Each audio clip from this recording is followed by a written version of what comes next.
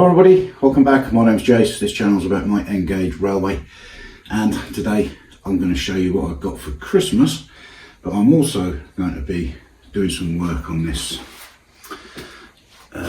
goods shed. It's just a little plastic kit. I think it's a Peco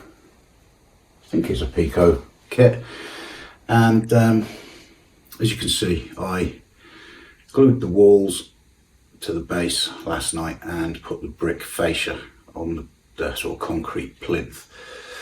I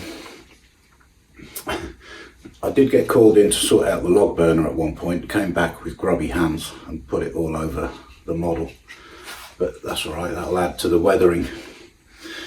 So I'm going to do some painting on this. Now, I'm not an expert at this. It's not a how-to video in any way.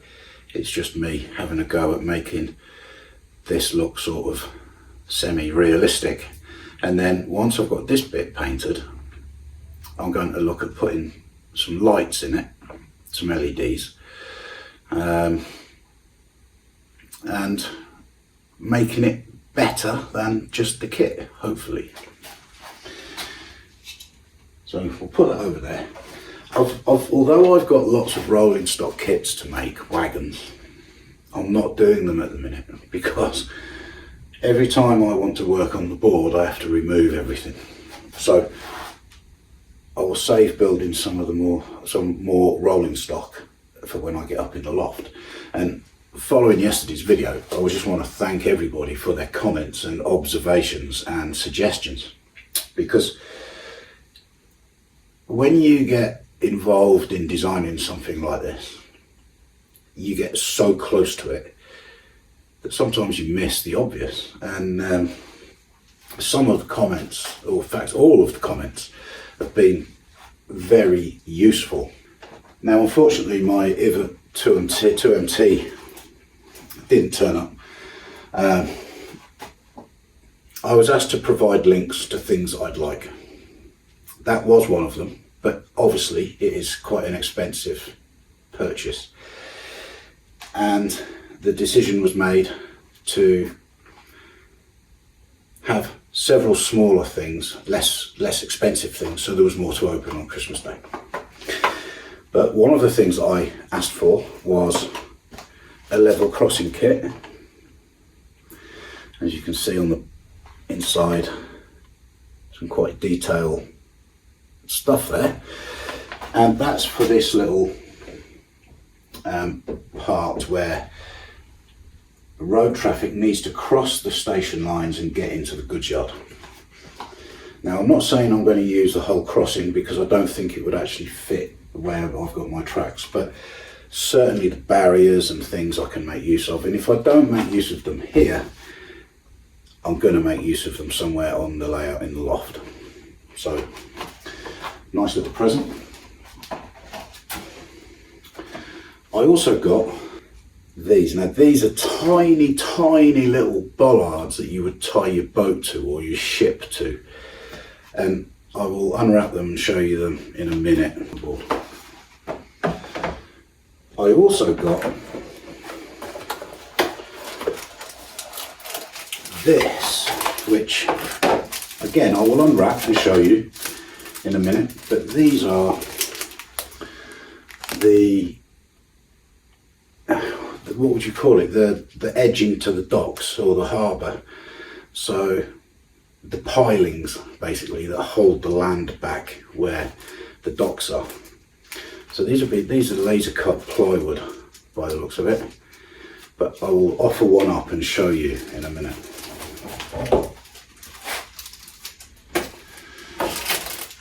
And then I've got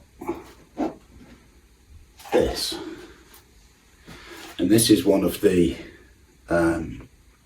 coastal puffers that I will be putting on the layout, and this is from Langley Models, and I think it's a resin body, which obviously needs a little bit of cleaning up, a little bit of a file here and there, and painting. But you also get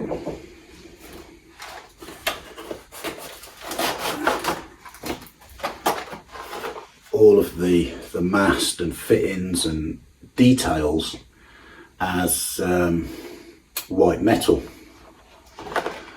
and there's quite a lot in there, and then that is what it looks like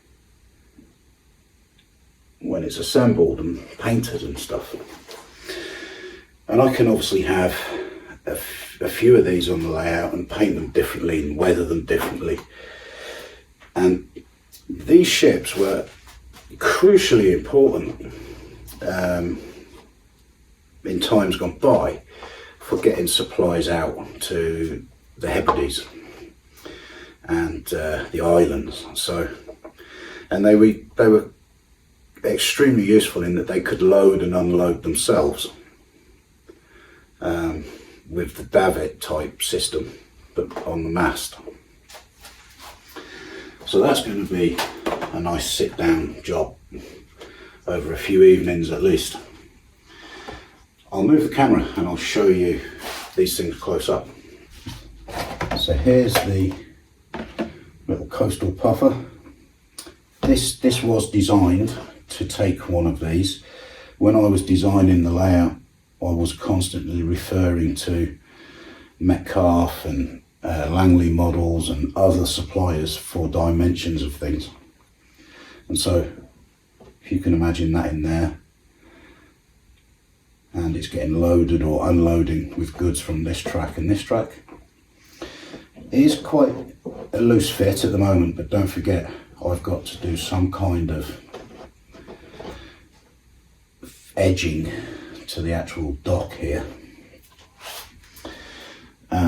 And I think that there's going to be one there and then one across here, because this is going to be the livestock area that I've got to build, and there'll be a ramp coming down to get the animals onto the boat. So that's going to look really good when it's done. Obviously I asked for the waterline version because this will have some kind of water resin on it eventually, and so I want them to be flat in the water, if that makes sense. You can get full hull versions, so if you had a boat out of the water on a layout, you could still do that. So that will be in there. These are the tiny little bollards. I am guessing that these have been 3D printed. And so you can see there's one in there. And I don't know how many there are, there's quite a few. So they can be positioned around the docks in the harbour. Down the line, I'm not going to put those on until it goes up in the loft. And obviously I've got to work out how I'm going to finish the dock areas yet. And so these are the harbour pilings. Now they've obviously got to be cut down once I've worked out what height I want it to be up here. And then something, it's all got to be finished off somehow, painted, and they're the pilings. Now the idea is that this stretch of the docks will be done like this. The older part, the fishing harbour and what have you, will be a stone wall. That's my thinking at the moment. And I forgot to mention I got these assorted, sort of divided, sectioned storage boxes, which is going to be really useful for all the little fiddly bits that you have when you're doing a model railway. So just having a quick look online before I start painting, and it says these goods sheds were a stone number 1, stone number 2 or stone number 3, and there's the colours.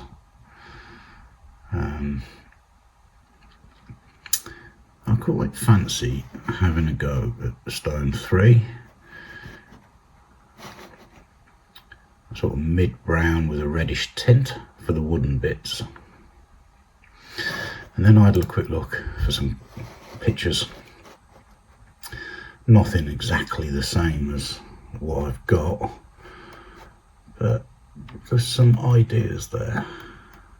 Okay, I've got some paints, I've got my plate that I use, some water, some kitchen roll, some brushes, a knife, a file, and a festive cup of tea. Lovely. And so I think I'm going to have a go at trying to make the base in here look a little bit more like concrete to start with.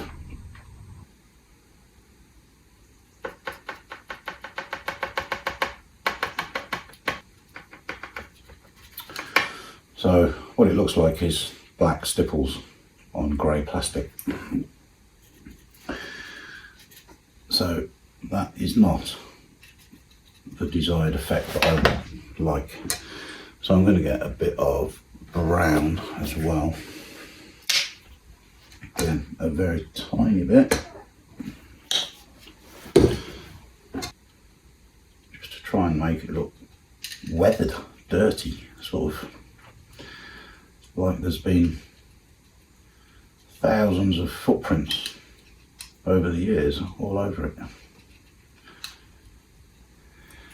So that's kind of mudded it up a bit.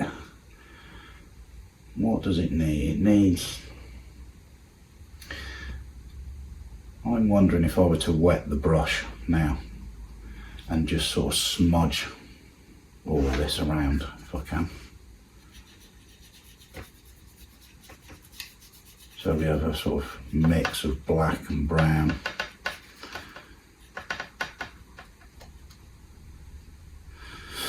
Okay, I think we'll let that dry and have another look at it. What I want to do now is paint the inside that sort of browny colour, because we're not going to see it when the roof's on. So I'm just going to go with this brown that I've got out. Okay, so that's the inside, one coat of brown, a bit of a dirty up on the floor. So what I'm going to do now is decide on the colour for the outside wood. Now I think the colour I've been using there is a bit dark, and I want that kind of reddy tinge to it.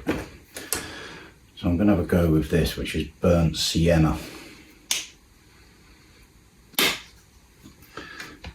Cost me a fortune in Hobbycraft, this paint. I think it was about £8, but it's a quite nice colour, and it's quite a good colour for rust, or one shade of rust. So I'm going to have the doors open on the goods shed, so they're going to be back across here like that. So I'm just going to paint the whole thing. Now I'm putting a thin coat of paint on here, and that's because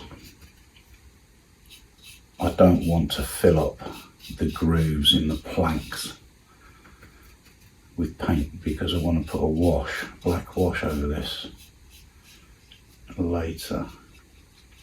So I'd rather take the time and give it 2 thin coats of paint than lose the detail in the moulding.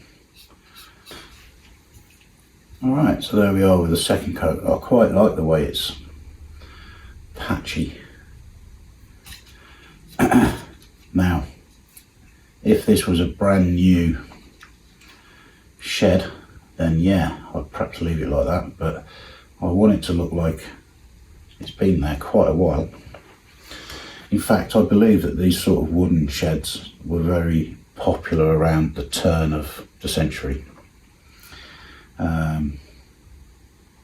last century.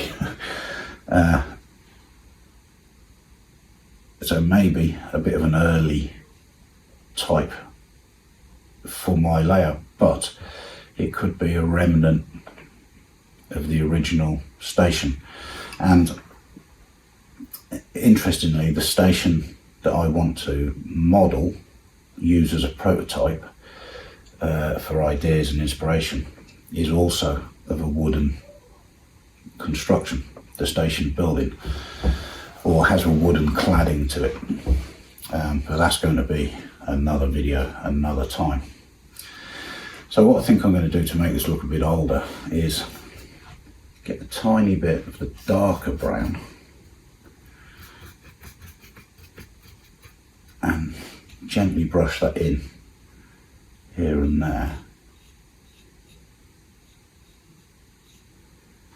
to try and darken down those lighter areas and make it look a bit sort of weathered. So that's it, with some darker splodges on, and I've done the inside walls again with the brown just to sort of deepen the colour. It probably needs doing again in a bit, to be fair.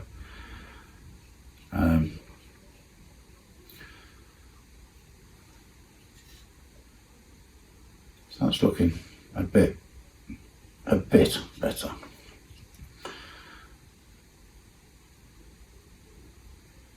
So I think what I'm going to do while the walls dry properly is turn my attention to the bricks. Now, I don't dislike the actual red of the brick particularly, but it looks very plasticky, so we need to somehow brush a lighter colour into the mortar joints and then look at doing a bit of weathering on them. So I've got a little bit of white paint. I'm going to get a tiny bit of black on my brush and mix that into it just to get a sort of grey colour. There we go.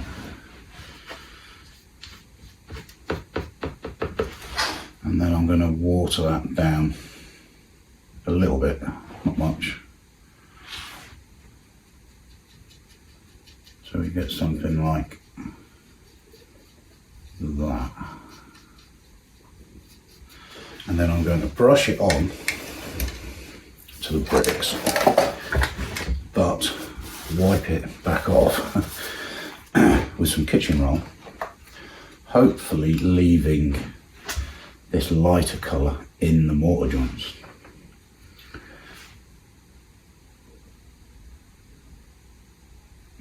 And I'll go over the wood a bit, I go over the wood a bit. I will have to deal with it later. I'm going to do a couple of bits at a time.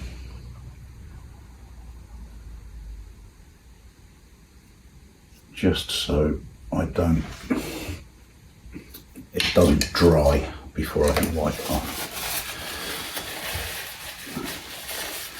And with some kitchen roll,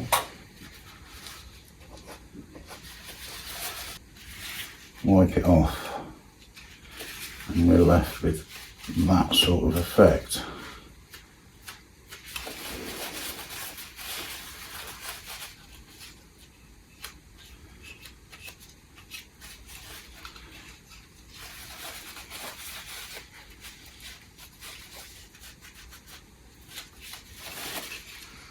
So it might just need touching up a little bit there along the bottom. Okay, so this is kind of how it's looking now.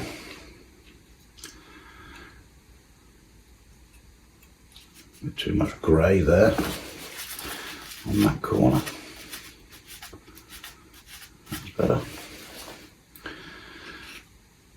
So what I'm going to do now is give this a black wash so that the black paint runs into all the little cracks and crevices and gives it some depth, some shadow and some what appears like dirt between the boards. So give the brush a wash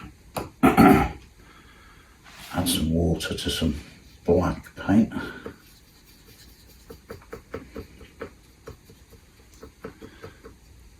And brush it off, being ready with the kitchen roll to remove it if need be.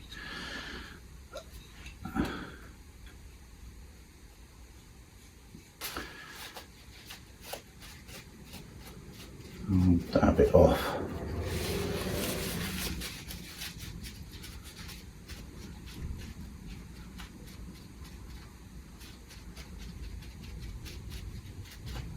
If it lifts the paint underneath a little bit, don't worry, because that gives it some high lighter areas. Something like that. That's not looking too bad. All right. So that's starting to look like an old shed on new bricks. So I'm going to let this dry up a bit, and then I'm going to try and dry brush a bit of black and brown onto these bricks to tone them down a bit. But I like the randomness that that's turned out with the light and dark and mid brown areas. So I think I'll just go with a bit of brown, dark brown, and very, very lightly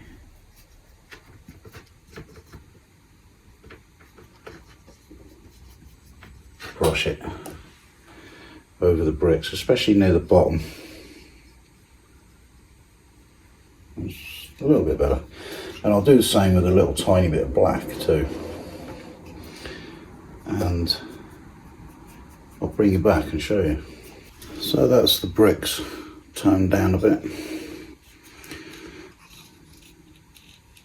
Obviously focusing in corners and things where it'd be dark.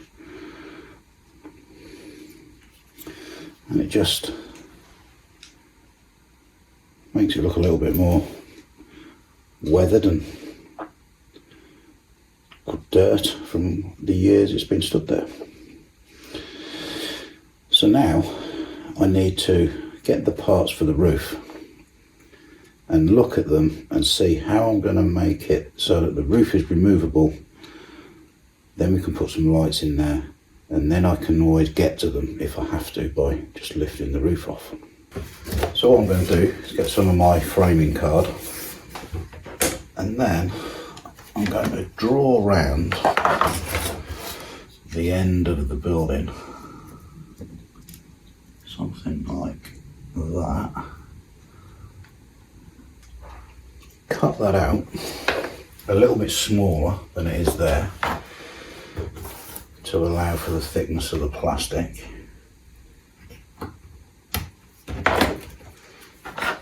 Now that should, no, needs a bit more, but the idea is get that to fit inside, and then I can use it a bit like a roof truss, I suppose.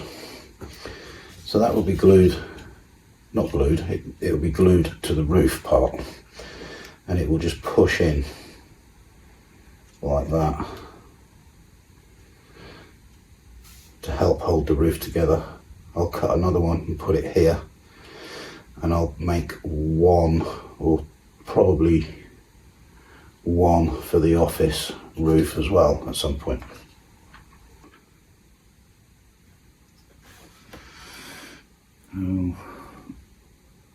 That one's set up. We'll put this one over here.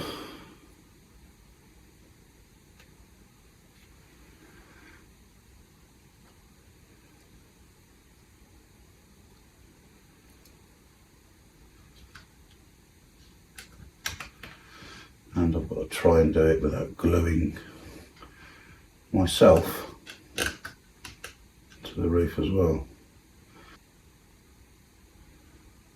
I've got it. So my shed's that way, this is the track, so it's that way. How does that go on?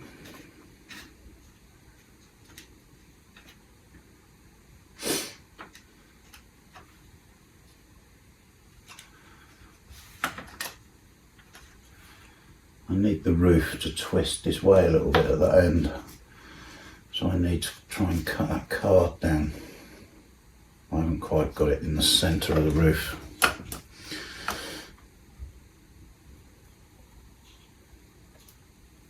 Do this without ripping it to bits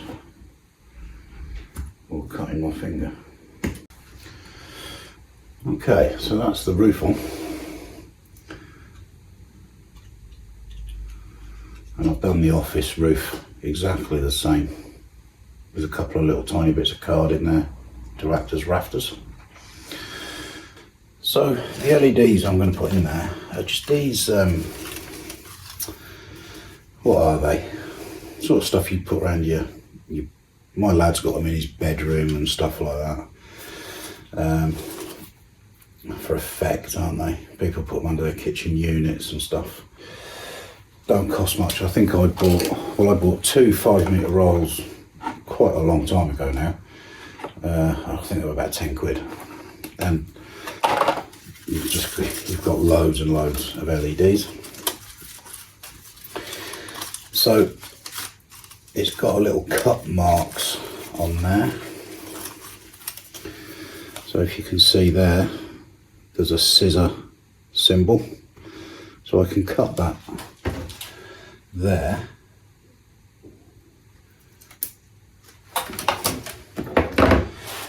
And then solder my wires to the little copper tabs at the one end. Now you might find that only 2 of these light up, depending where the resistor is and where you cut them and things. It's a bit of trial and error, I found, but and I'm going to run these off 12 volt DC, and that's perfect. These are already 12 volt. They've already got a resistor in, so hopefully they'll just work fine, no problem. So I've got to decide what colour now I'm going to do my lighting circuit. What should we do? We're using yellow already, we're using red and black already, and green and brown and blue. Oh, well, that's settled it then, isn't it? It's going to be sort of a mauvey colour and orange. No, I'm going to do them separate. I was going to say I could wire this one into these, but then if only this one goes, it's going to make it harder to change. So I'm going to do them separately and have 2 sets of droppers, I think. So all I'm going to do is tin the wires.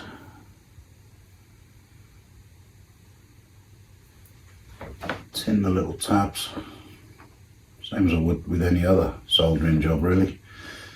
Tin those. Right, what shall I do? I think I'll have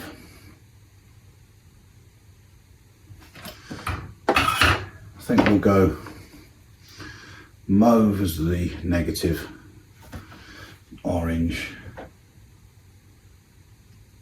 as the positive. So with a few Legos, we will connect them up.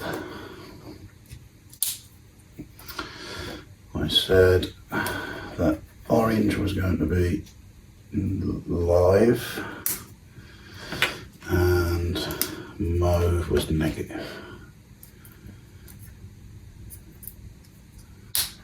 There we are. Right, turn up the track power on the controller, and there we go. Now, as you can see, they are far too bright. You could fit a potentiometer into the system to reduce the track power or the voltage. I may yet use my old track transformer for lighting. I'm not certain. That's what I want to try and achieve, that kind of brightness. And it's not a bad yellowy glow. power is far too much. Now, what I've done in the past is put black paint over these, and that does seem to work quite well. So that's what I'm going to do.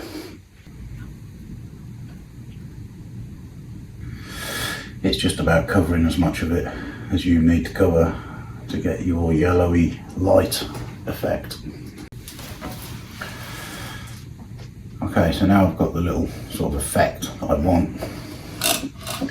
I've got to work out how I'm going to fix this in here.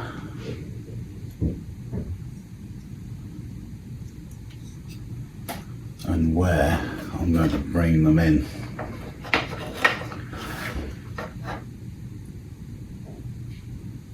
I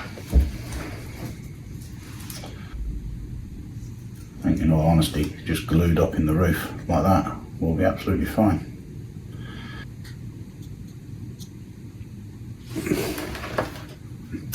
And I can of course change the paint if need be. Scratch it off if I want it brighter, put some more on if it's too dark, too light.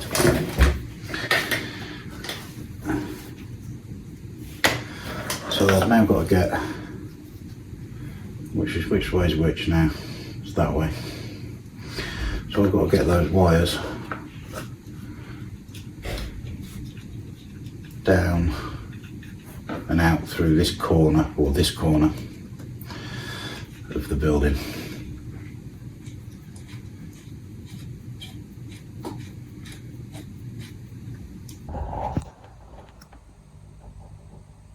I think the goods shed part, the actual, looks pretty good.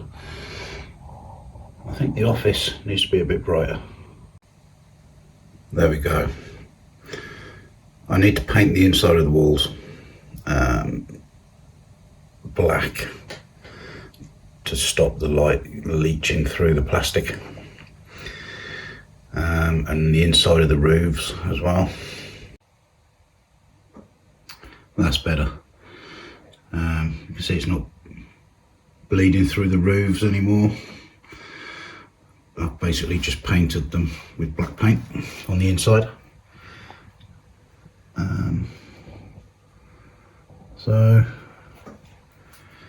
yeah, pretty pleased with that. I need to seal the gap up between the main part of the building and the office. You can see there's a little crack and there's light coming through, but that can be done. Okay, so that's the lights installed. Now, a word of caution. It's electric. The LEDs do get quite warm, in fact almost hot. There's card there, there's glue there, there's paints there. So you need to decide what you feel is appropriate. I personally would not leave any of these types of lights on the layout if I wasn't there with it.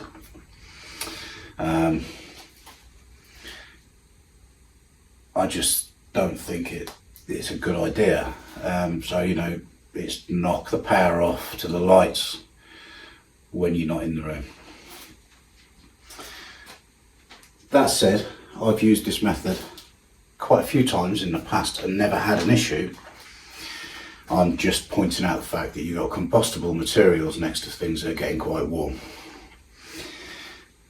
The wires, these little thin wires, are absolutely perfect for it, and they're not getting warm at all. So I know the LED isn't pulling too much current through the wires and that they could melt, catch fire, whatever. And that's the wire that I'm using. It's line wire, wrapping wire, and it's gauge 30, AWG 30. And I bought this for messing about with locos and decoders and stuff, but it's going to be quite useful for the lights, I think.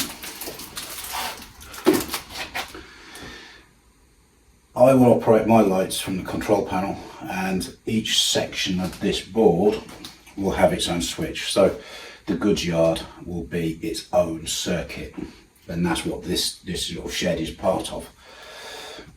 So I won't be putting a lot of current through an individual circuit, because the circuits are going to be very small.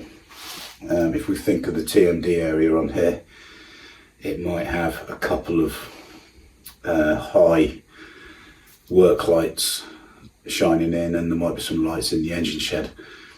Other than that, there's not going to be a lot there. It's all down to personal choice, risk, appetite and everything else. This, I think, is going to be fine. I'm going to be in here all night, well, until I go to bed, and I will leave that running until I go to bed. So that's going to be 4 or 5 hours away. And obviously if it catches fire in here and I'm here, then that's fine. I can chuck a cup of water on it, everything's okay. Just be careful, that's all I'm saying. So on that, I'm going to leave this little project here. I probably will do another video finishing it off, because it'd be a nice little thing to do, and position it back on the layout and maybe connect the lights up to it. So thank you for watching. I hope you enjoyed it. If you have, give it a thumbs up, and if you haven't subscribed yet, please do, and I will see you next time. Cheers.